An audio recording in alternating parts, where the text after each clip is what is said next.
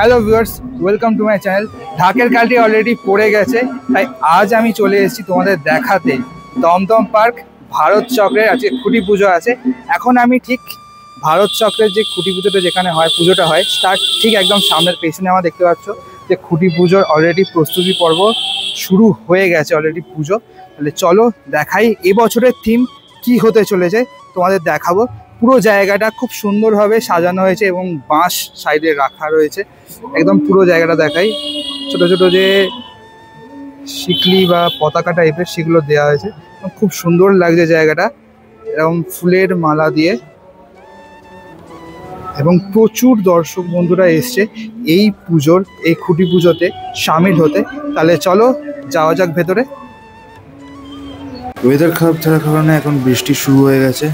আর প্যান্ডেলের ভেতরটা তোমাদের দেখাই, খুব বড় করে প্যান্ডেল করা হয়েছে আর ভেতরটা খুব সুন্দর সাজানো হয়েছে এবং দূরে একটা স্ক্রিন দেখা যাচ্ছে এবং একধারে খুঁটি পুজোর প্রস্তুতি চলছে।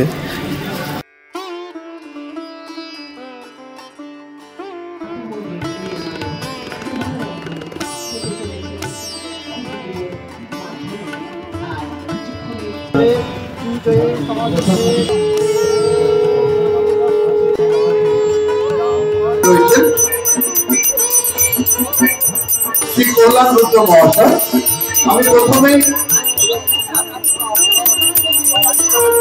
এবং আমি অনুরোধ করছি দেবাশিসদাকে কল্যাণদার হাতে ফুলের তবে হাতে দিয়ে দেওয়ার জন্য। দমদম ভারত চক্র এবং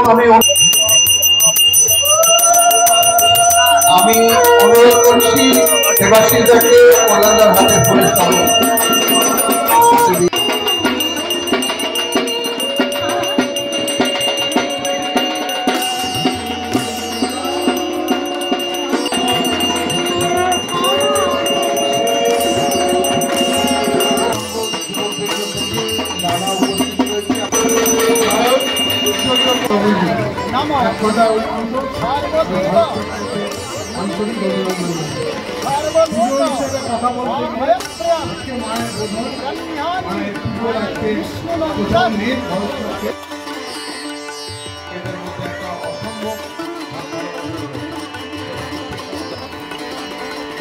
আমি আমাদের এই যে ক্লাবের কর্মকর্তাদের যে পাগলামই আমি বলবো, তারা যে আমাদের মতো যারা শিল্প চর্চা করি তাদেরকে মাঠে নামে নিয়ে আসতে পেরেছে। এবং আমারও প্রায় 25-26 বছর ধরে এই মাঠেই আমি আমার শিল্প চর্চা করছি এবং বসে থাকি আমি যে কখন এই দুর্গাপুজোর সময়টা আসবে এবং আমি মাঠে এসে কাজটা করব। তো এবছর আপনাদের এই রাস্তাটাকে আমি আমার ক্যানভাস করে তোলার প্রচেষ্টা করছি। আপনাদের এই 25 বছরের যে প্রচেষ্টা, মানে 24 বছর ধরে যে আপনারা পুজোটা যে পর্যায়ে নিয়ে এসছেন, তার দায়িত্ব থাকবে 25 বছরে আমার ওপরে আরেকটু অন্য রকম একটা দুর্গাপুজো কলকাতার মানুষের কাছে উপহার দেওয়ার জন্য। এবং এটা আমার কাছেও একটা চ্যালেঞ্জ। এবং আমার মনে হয় যে ভারত চক্র যেভাবে এই কর্মকর্তারা আমার সঙ্গে সহযোগিতা করছে, কারণ একটা বিশাল কর্মযজ্ঞ অলরেডি 1 মাস আগে থেকে চালু হয়ে গেছে এখানে, মানে আমাদের এই প্যান্ডেল শুরু হওয়ার আগে থেকে। তা আজকে আমরা খুঁটি পুজো দিয়ে শুরু করব।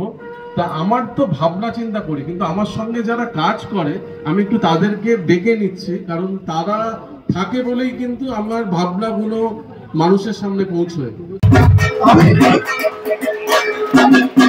আমাদের পুজোর কর্মীরা সুভাষ দাসকে বলছি পুষ্পস্তবক শিল্পীদের হাতে যুগ্ম সম্পাদক। মুহূর্তে চলে এসে দেখতে পাচ্ছ খুঁটিটা এবার লাগানো হবে দীর্ঘ প্রতীক্ষার পর। দমদম পার্ক ভারত চক্রের খুঁটি লাগানো হচ্ছে।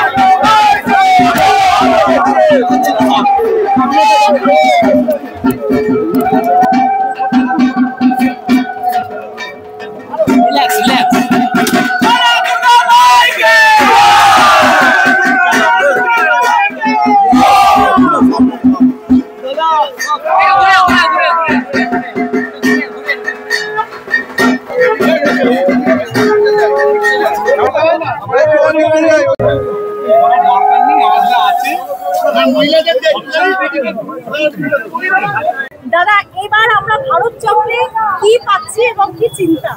দমদম পার্ক অঞ্চলে আমি প্রথম পুজো করছি, মানে আমার এই 26 বছরের যে পুজোর জার্নি, তার মধ্যে কোনোদিনই আমি এই অঞ্চলে যে 4-5টা বেশ বিখ্যাত পুজো হয় কলকাতার পুজোর মানচিত্রে, তা আমরা ছোটবেলায় দেখতেও আসতাম, কিন্তু আমার কোনোবারই সুযোগ হয়নি যে এই অঞ্চলে কোনো পুজো করার।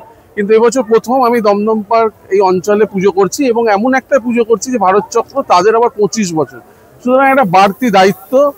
এবং এই যে এতগুলো মানুষের আজকে দেখলেন যে পুরো সারা পাড়া এখানে নেমে এসেছিল, তাদের একটা আবেগ জড়িয়ে আছে, তাদের একটা উৎসাহ রয়েছে, তাদের একটা আকাঙ্ক্ষা রয়েছে যে সুশান্তদাকে নিয়ে এসেছি মানে একটা অন্যরকম পুজো হবে।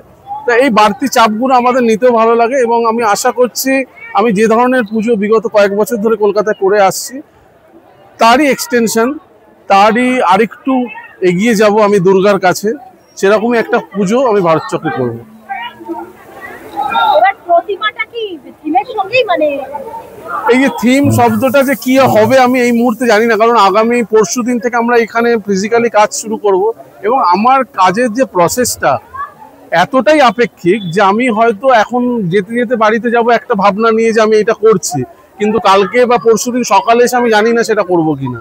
সুতরাং এই মুহূর্তে আমি কিছুই বলতে পারি না, এবং তোমরা সকলেই জানো যে একটু আগে স্টেজে প্রতীকও বলছিল যে আমি যেহেতু কাজ করছি, যে কাজ চলাকালীন হয়তো তোমাদের সঙ্গে আমার কোনো সংযোগ হবে না, বা তোমাদের হয়তো আমি কোনো ছবি দিতে পারবো না, কারণ আমার মনে হয় একটা শিল্প যতক্ষণ না শিল্পী বলছে যে যে এটাই হচ্ছে আমার আলটিমেট বা এটাই হচ্ছে শেষ, হ্যাঁ, ততক্ষণ কিন্তু সেটা মানুষের কাছে না যাওয়াটাই মনে হয় প্রযোজ্য।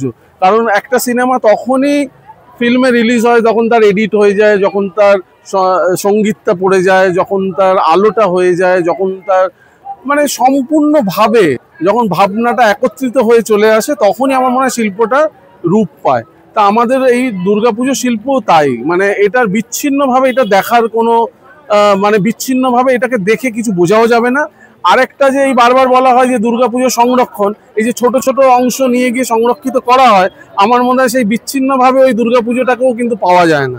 তো সুতরাং আমার পুজো আমি বলেই দিচ্ছি যে 18 তারিখ বিশ্বকর্মা পুজোর পরের দিন সকলের জন্য নয়, কিছু সংখ্যক মানুষ যারা পুজোটাকে আলাদাভাবে উপভোগ করতে চায় তাদের জন্য আমার পুজোগুলো খোলা থাকবে। তোমরা সকলেই আসবে, সেদিন আমার পুজো দেখতে পারবে, এবং সাধারণ মানুষের জন্য তো দ্বিতীয়ার দিন থেকে খোলা থাকছে।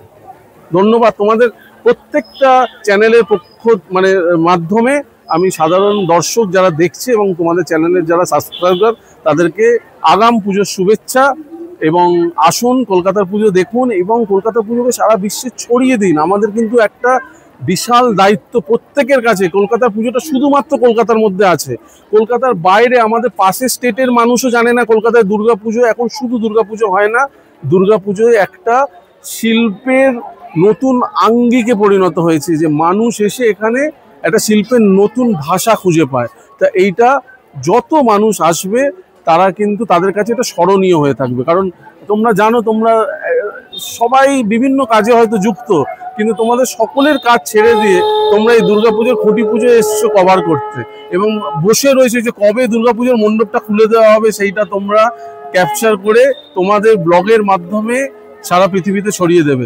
এবং এটা শুধু ছড়িয়ে দেওয়া নয়, আমাদের প্রত্যেকের দায়িত্ব এই মানুষের কাছে পৌঁছে নিয়ে যাওয়া, যে আপনারা আসুন দেখুন এটা কিন্তু অবিস্মরণীয় কিছু ঘটনা এখন কলকাতা শহরে ঘটছে এই দুর্গাপুজোকে কেন্দ্র করে। তো থ্যাংক ইউ অল। অনেক ধন্যবাদ।